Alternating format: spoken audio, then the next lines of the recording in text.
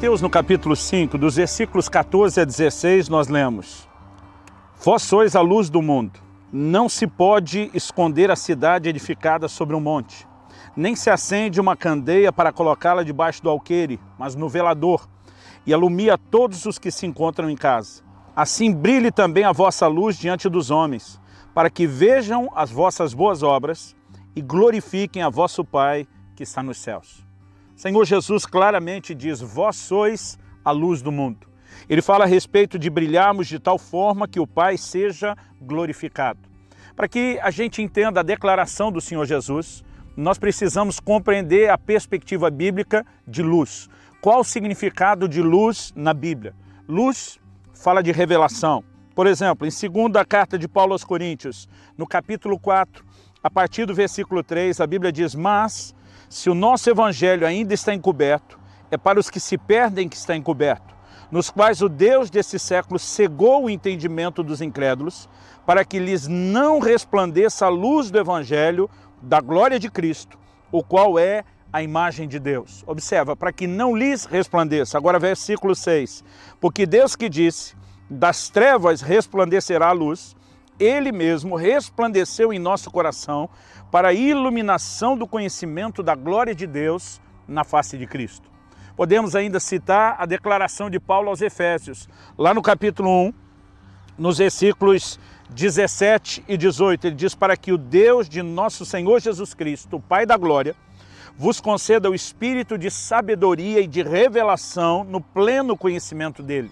Depois de falar de revelação e conhecimento, no verso 18 ele diz: iluminados os olhos do vosso coração, para saberdes qual é a esperança do seu chamamento, qual a riqueza da glória da sua herança nos santos e qual a suprema grandeza do seu poder para com os que cremos, segundo a eficácia da força do seu poder. De acordo com a palavra de Deus, luz fala de revelação. E a pergunta é: por que Jesus foi chamado de luz? Antes mesmo de declarar que nós somos a luz do mundo, o próprio Senhor Jesus foi chamado de luz. No capítulo 1 do Evangelho de João, no versículo 5, a Bíblia, falando da chegada de Jesus, diz: a luz resplandece nas trevas e as trevas não prevaleceram contra ela. Então, por que o próprio Jesus foi chamado de luz? Porque revelava o Pai. Porque luz fala de revelação. Vamos ver alguns textos que nos ajudam a ter essa certeza. No Evangelho de João, no capítulo 1, no versículo 18, a Bíblia diz: o Deus unigênito que está no seio do Pai é quem o revelou. Está falando acerca de Jesus. Depois, no mesmo Evangelho de João, no capítulo 12, nos versículos 45 e 46, Jesus diz: quem me vê a mim, vê aquele que me enviou. Eu vim como luz para o mundo, a fim de que todo aquele que crê em mim não permaneça nas trevas. O ser luz, de acordo com a declaração de Jesus, estava relacionado com a capacidade de poder ver o Pai através dele, porque ele revelava ao Pai. Em João 14, tanto no versículo 6 como 9, Jesus diz: quem me vê, vê o Pai. Quem vê a mim, vê o Pai. Quando a Bíblia fala sobre Jesus como sendo a imagem de Deus, está falando dele aqui na terra, revelando o Pai aqui na terra, como homem. No capítulo 9 ainda de João, no versículo 5, Jesus diz: enquanto estou no mundo, sou a luz do mundo. Então ele foi chamado por outros de a luz, ele se chamou de a luz porque revelava o Pai, e luz fala de revelação. Agora, observe que ele diz: vós sois a luz do mundo. Da mesma forma como ele manifestou a luz, da mesma forma como ele viveu de forma a revelar o Pai, ele agora transfere essa responsabilidade para nós.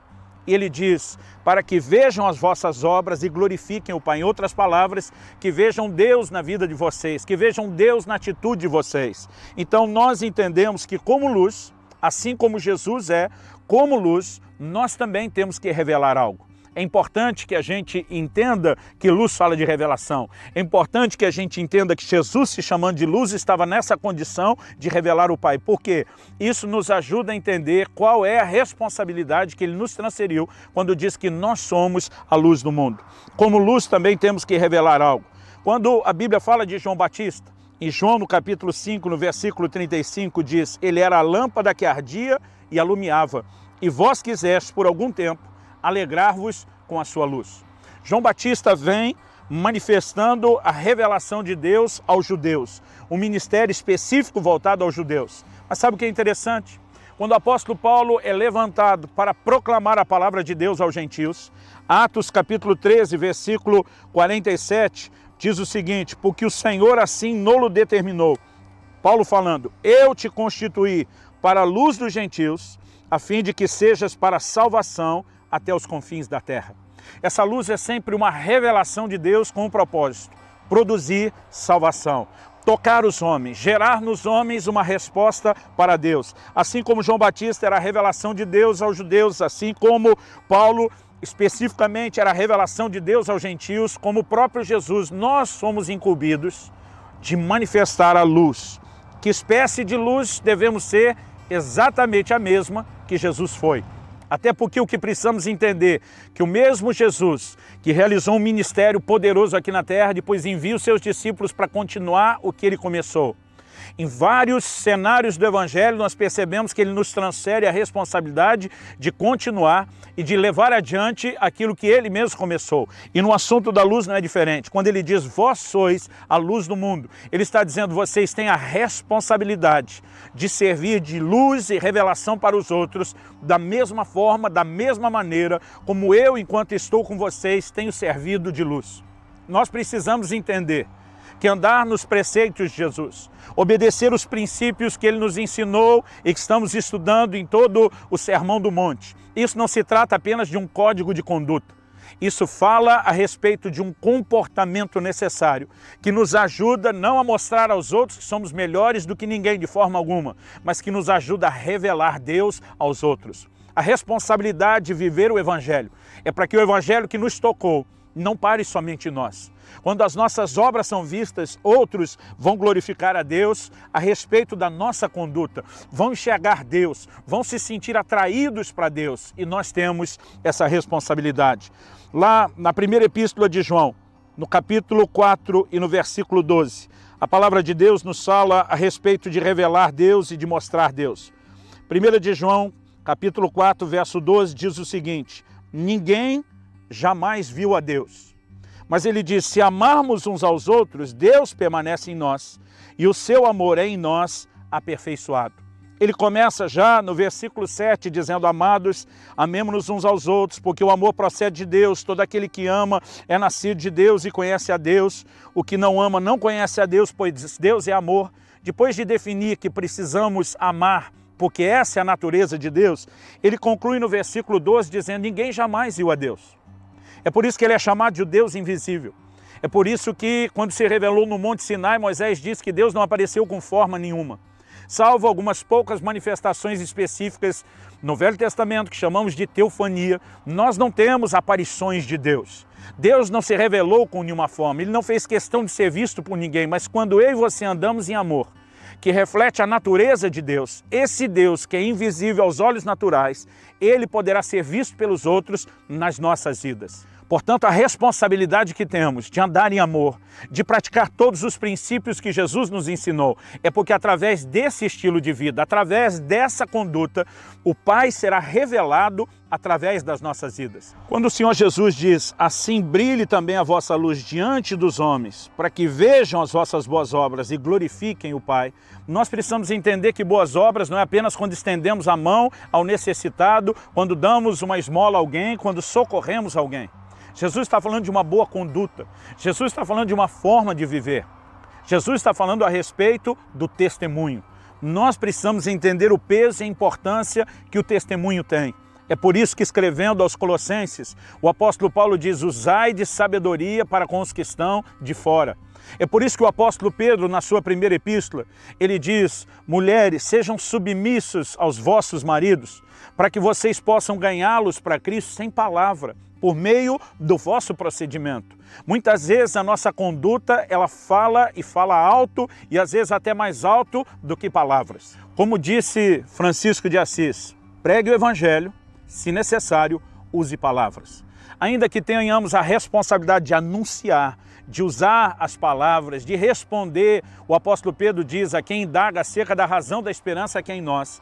Nossa conduta, o nosso testemunho, a forma de viver precisa inspirar os outros a não apenas acreditar em Deus, mas a enxergar a revelação de Deus nas nossas vidas e através de cada um de nós. Agora, vamos ao ponto que Jesus destaca: não se pode esconder. O Senhor Jesus diz: uma cidade edificada sobre um monte, ele diz, e nem se acende uma candeia para colocá-la debaixo do alqueire, mas no velador, e alumia todos os que se encontram na casa. Ele diz que o propósito de se acender uma luz não é escondê-la, é para que a luz seja vista. Assim como uma cidade edificada no monte, e quando começarem a acender as luzes na cidade ao anoitecer, é impossível esconder a cidade. Assim como a lâmpada no devido lugar ela aparece, ninguém a acende para deixá-la escondida. Deus nos confiou a luz para que a luz seja vista. E nós precisamos entender que muitas vezes, por timidez, por vergonha do evangelho ou da forma como vão nos tratar, nós muitas vezes não nos posicionamos em relação aos princípios, às convicções que deveríamos ter. Muitas vezes acabamos nos deixando envolver por uma forma de pensar e de agir do mundo. Deixamos de fazer a diferença, deixamos de brilhar, e isso não pode acontecer. A razão pela qual ele nos fez luz é para que a luz seja vista, não para que a luz seja escondida. E cada um de nós precisa se questionar: estamos cumprindo o nosso papel de manifestar a luz? Estamos revelando Deus? Ou estamos escondendo essa luz de uma maneira que sirva apenas para a gente e para mais ninguém? Isso é não apenas uma atitude de egoísmo, isso é uma deliberada quebra da ordem, da comissão, da responsabilidade que o Senhor Jesus nos deu. Quando falamos a respeito de não esconder a luz, eu gosto da gente olhar na perspectiva do que declarou o Evangelho de Lucas. No Evangelho de Lucas, no capítulo 8, nós temos a seguinte declaração do Senhor Jesus. Ele fala de não acender uma lâmpada para encobri-lo. Ele não está falando que isso é uma impossibilidade. Ele não está dizendo que a gente não conseguiria fazer isso. Ele está dizendo que não é o propósito, não há bom senso. Então, em Lucas, no capítulo 8, e no versículo 16, a gente lê: ninguém, depois de acender uma candeia, a cobre com um vaso ou põe debaixo de uma cama. Pelo contrário, coloca sobre um velador, a fim de que os que entram vejam a luz. Quando ele diz ninguém, ele está dizendo que ninguém faz não por ser impossível, mas porque não há o menor sentido, não há lógica nisso. Da mesma maneira como nenhum de nós faríamos, Deus também, ao decidir fazer de nós luz, Ele nunca quis escondê-la. Nós precisamos entender que quando alguém esconde a luz, ele pode estar fazendo isso por uma razão específica e até estratégica, como a gente lê a respeito de Gideão. Lá no livro de Juízes, no capítulo 7, dos versículos 16 a 20, a Bíblia diz que Gideão pega os seus 300 valentes, todos eles colocaram tochas dentro de cântaros, de vasos de barro, porque enquanto se movimentavam até uma posição estratégica, eles não queriam que a luz fosse vista, para que no momento certo em que, sob a ordem e o comando de Gideão, quebrasse o cântaro, a luz aparecesse. Embora por uma estratégia militar, durante um tempo, ele esconde a luz, a ideia era que no momento apropriado pudessem manifestá-la. Aliás, acredito que até essa figura de Gideão fala a respeito de algo que eu e você precisamos entender. O apóstolo Paulo diz em 2 Coríntios 4 que nós temos este tesouro em vasos de barro. Deus colocou algo também dentro de vasos de barro, e a melhor forma de transparecer, de manifestar e revelar a luz de Deus que há em nós é quebrando essa estrutura de carnalidade do vaso, é por meio do quebrantamento, é por meio dessa rendição plena ao Senhor. Mas quando entendemos a responsabilidade de ser luz, e que isso é revelar Deus como Jesus revelava, quando entendemos que essa comissão nos foi dada e que a gente tem a responsabilidade de fazer a luz aparecer e não negligenciar e omitir essa revelação, algo que eu e você precisamos nos questionar é se já estamos fazendo isso, em que nível estamos fazendo isso e como podemos melhorar o nosso comprometimento com Deus de não esconder a luz, mas sim de poder manifestá-la.